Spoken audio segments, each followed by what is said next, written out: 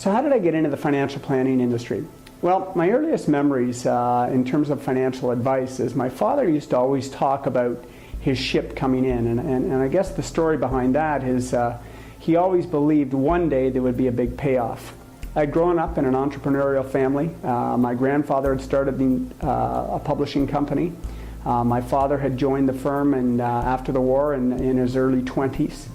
And the firm was a big success, at least by Canadian standards. The problem is book publishing in Canada is not a very financially successful business. You gain all kinds of accolades, you get to meet all kinds of famous people because everyone wants to have their book published, and so my father, being the leading Canadian firm at the time, was able to provide that.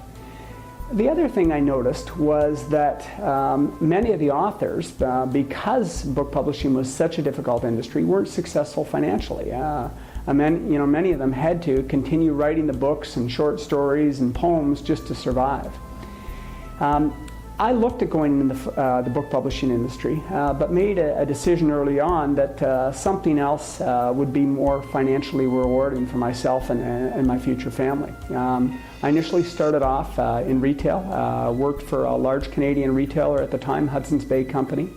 Was with them for 6 years, loved the business, but decided long term, once again, it wasn't going to be that rewarding financially. The other thing that affected me is we were just starting to move into opening stores on Sundays. So now the stores were going to be open 7 days a week, and as a retailer you were going to have to cover those store hours. And I decided 7 days a week wasn't exactly what I wanted to do for my future. My father had suggested, you're pretty good at looking after people, why not have a look at looking after their finances? I had a business degree from the University of Western Ontario, so I understood about finance, understood about marketing, and so it seemed to be a good fit for myself. Help people financially and do a good job, and you'll be financially successful yourself.